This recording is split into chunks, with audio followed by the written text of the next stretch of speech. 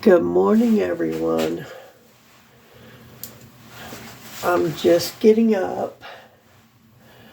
Gonna make my coffee. No, my tea. Today is a tea day. And I usually eat 2 pieces of toast with cream cheese on it, kind of like a bagel, but not a bagel because it's cheaper. um, so our propane went out. As in here in Mexico, anything that is a device like a stove, a a dryer, whatever, what do you call it? Water, a water heater usually runs by propane, unless you have a fully electric house. My stove runs by propane. My dryer runs by propane, and my water heater runs by propane. Okay, now I'm going to start teaching you all a little bit of Spanish here and there. Okay, now this is free, so try to take it in as much as you can. You can ask me questions on how to spell or how is the best way to say it or whatever, and I can try to help you the best that I can. I am practically fully bilingual. I can read and write in Spanish. What it is, okay, I'm going to give you a little bit of a background. Okay, my husband cannot read and write at all. Like I said, I met him on the streets and all that, but I'm going to give you a little background on me. Okay? I was actually living on the streets whenever I met him. Okay? I was living on the streets. My life was messed up. I'm not going to go much into it, but for right now, maybe later on, but for right now, he's the one that rescued me. Okay? He rescued me.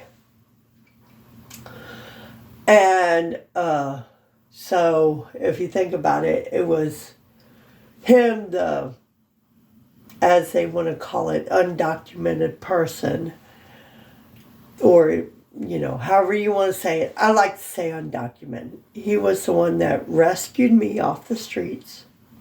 And now we worked 3 years rescuing animals, more dogs than anything.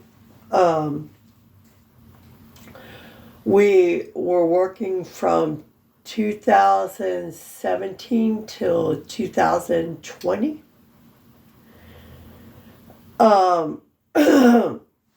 Or somewhere around there. Or 2016 to 2019. I can't remember. But anyway, we're working for quite a long time, okay? And suffice to say, it's not this. Mexico in itself, the majority of the people, I'm not saying all, the majority of the people that I met so far are not into the lives of animals. They think that they don't feel, they don't, they're just there to protect and serve, per se, without having any need for love and affection and attention. Okay? Or more than a few tortillas, whatever. or let them just run the streets and figure out where to get their own food, as long as you feed them a little bit, right? Um, so I've always wanted to rescue dogs, well, animals. And I was the one that talked my husband into it. And we went on to rescue for a while. And we just couldn't handle the pain of dealing with the people. I know the dogs should not have to pay for what humans do. I know that. Okay? You can't tell me. Because believe me, I know. Being a rescue myself, I understand completely if you think about it. I was rescued too, okay, from living on the streets for 7 years. So,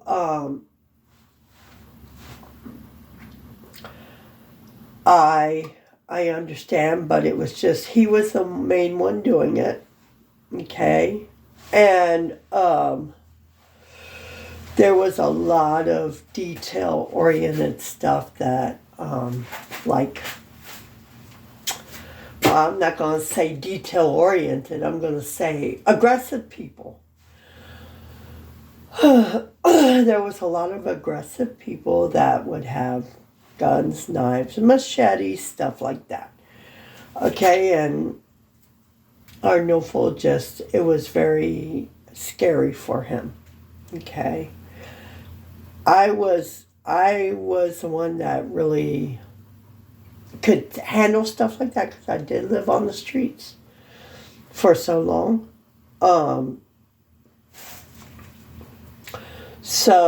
But I couldn't be out there all the time because at the time my mom was alive. Both my parents are dead. My mom was alive, okay, and my dad was living in Tucson. My mom was living here with us. And I was physically taking care of her. And that means her being discapacitated in a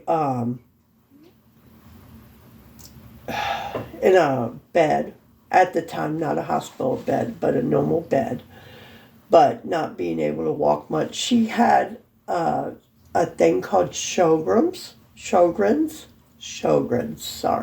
syndrome. What it does, it depletes the water in your system.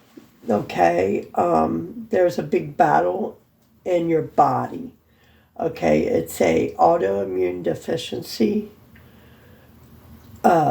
disease or whatever you want to call it. Okay, I too have one. I have two. I have diabetes, and I also have Hashimoto's thyroiditis. Okay, and my other aunt, her sister had lupus. So us three were given the great gift of autoimmune deficiency disease and syndrome, whatever you want to call it. Okay, and hers is not a very well-known issue, Sjogren's, okay, but what it does is it causes your whole body to be insufficient in water, saline water, whatever you want to call it, which is necessary for your body to live. So, what it does is it gives you strokes, mini strokes, and then you might have a big whopper one day. She had a sufficient stroke. It was a normal big stroke, but it wasn't anything that made her to where she couldn't walk or anything after. Her side collapsed, but it came back, thank God. Okay, and I worked with her a lot, with walking and stuff like that. But that was in 2014. And after that, we found out that she had dementia. and Parkinson's. Okay. So the dementia is from the Parkinson's. And so battling that was another issue. And it was by the time COVID set in, she was to the point of not remembering that she had great grandchildren and all that stuff. It's a long story, but anyway. So for 14, okay. I got off the streets March 5th, 2006. Started living with Arnulfo. After that, a year later, we got married. We started taking care of my mom. Took care of my mom since 2006 because we were living with her and my dad and his girlfriend. Long story. Okay, my mom was no longer with my dad. They've been divorced for years, but they cohabitated because it was cheaper to live that way. Okay, so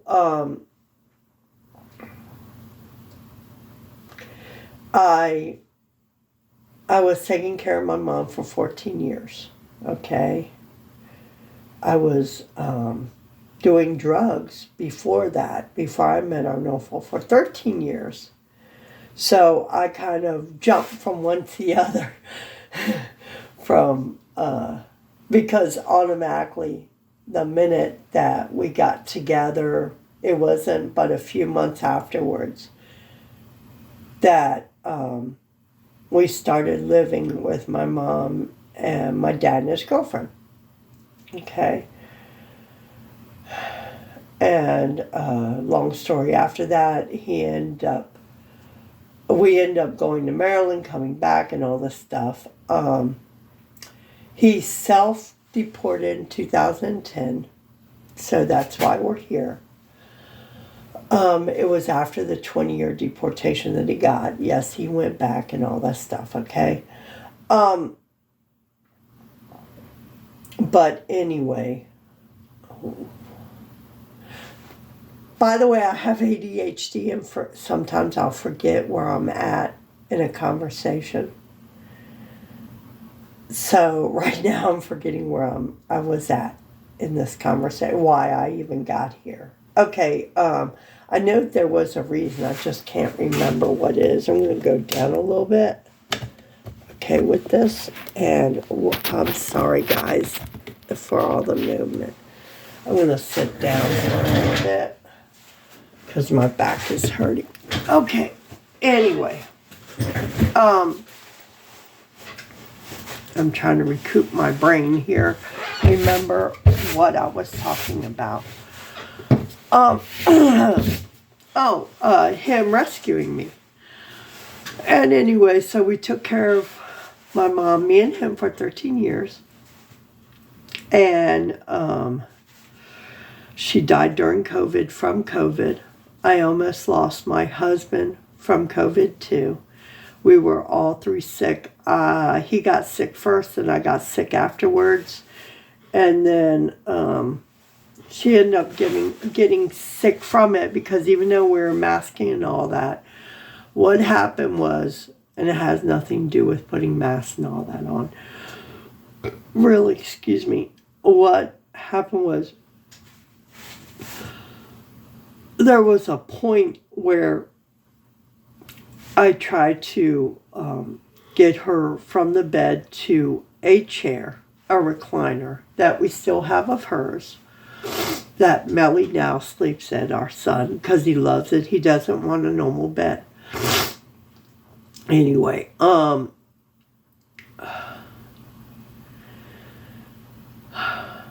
there was a point that whenever I tried to move her, she, because I wanted to change the bedding and change mattresses, okay? She, whenever I went to move her from one place to the other, she fell through my hands onto the floor. She collapsed, okay? So I had to resuscitate her, okay? And so in resuscitating her, I still had COVID and gave it to her by resuscitation. Okay. By giving her air to breathe to bring her back, I also gave her COVID. Okay. So, and that's what ended up taking her life. It's not cool. I was hoping that she wouldn't get it because I was hoping that I was far enough along that I was out of, of actually having COVID, but I guess not just yet. Okay. But anyway, she was pretty much, she was already 6 years into her Parkinson's and dementia. She was pretty far in. She was forgetting a lot. So it was getting pretty bad anyway. In a way, I think it was better the way things went. And 2 months before that, my dad died of diabetic paralysis. Now, what is strange is my dad was skinny. Always skinny. Always for all his life. But he just so happened to get cancer of the colon. And then after that, the change of whatever happened to his body whenever he had the surgery to get the bag for the colon, I forgot what it's called, had changed him, or they're not sure what exactly happened, but he had been told that he had diabetes too afterwards. And then after years of having it, they said that they think that he had diabetes 1 all his life and nobody knew. They thought it was hypoglycemia. How strange, right? And this man was skinny all his life. He could eat anything and stay skinny. My father could eat up a whole refrigerator and still stay skinny. All his life he was like that. Me and my mom have always been overweight. No, not whenever we were young, excuse me. It was after we had children. After she had me, I'm an only child. And after I had my 2 kids is whenever I started gaining weight. Okay? So it was years after, but it happened. And hers was years after. By the way, yes, I did have issues with drugs. Not a real addiction per se, but I did have issues with drugs. And I'm not going to go into that too much. But my main thing was loving the streets. That was my big addiction. Was being out, the not having responsibilities per se, but to myself, the partying all the time. That was how it was. Okay, and that's what I liked doing. Okay, so that was my thing. Anyway, and nobody's fault. Neither of my parents had any issues at all. No drinking, no nothing. Other people in our families, yes. But no, my mom and dad were both hard workers. Very good people and hard workers. Very hard workers. So, it had nothing to do with them. Okay? Now, I'm going to go ahead and get this. I'm going to calm this down a little bit. What it is I'm just trying to say that whenever I met my husband, I had to learn to read and write and speak Spanish, which is pretty cool. So just in case you're wondering, I'm getting back to explaining about Spanish. Okay. Now, a stove is called estufa. E-S-T-U-F-A. Estufa. The stove part. The oven is called horno. H-O-R-N-O. Horno. A microwave is called microonda. M-I-C-R-O-O-N-D-A. Okay. A refrigerator is called hielero. Or refrige. Disculpa is sorry. Okay. I forget English sometimes. So refrige, which is R-E-F-R-I-G. Yeah, R-E-F-R-I-G. Toaster is tostador. Okay. A coffee maker is a cafeteria. Okay. Let me think of. A table is a mesa. M-E-S-A. So, Mesa, Arizona is table, Arizona. How funny is that one? Like Ajo, Arizona is garlic, Arizona. Garlic. Okay. Garlic, Arizona. How crazy is that one? So whenever you say Ajo, you're saying garlic. Whenever you're saying mesa, you're saying, oh God, I forget. Now, table, mesa, whatever, is table. Okay, washer is lavadora, L-A-V-A-D-O-R-A, mesa, or whatever. Same spelling as Mesa, Arizona, M-E-S-A. Secadora, which is dryer. I should have said dryer first. So dryer is secadora. Okay. Now this can be for anybody that wants to learn English or Spanish or English, whichever way. So secadora is S-E-C-A-D-O-R-A. Okay. So that's a few words for today. Okay. I will get back to you. Let's see what time it is. It is 22 minutes I've been on here. Okay. I'll get back to you later on. I'm going to do a few things, like I said, eat and all that stuff. Drink my tea. Okay. Yes, I do have fake teeth up here, just in case you're wondering. They are dentures. I haven't been able to get my lowers yet. I will in the future whenever I have the money. Okay. But for right now, I don't have the money. But life is real. You deal with it. I have never been rich, not a day in my life. So I don't have an expectation of getting things quickly.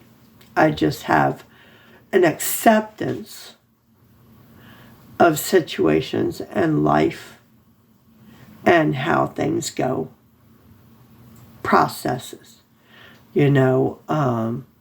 Never expect anything, only accept whenever you get it and be happy. Okay? Anyway, everybody have a good day, and I'm going to do some things, and love you all. Hope you all are doing good today. Okay? I will get back with you in a few hours and hang out some more, okay? Love y'all. Mwah! From Mexico with love.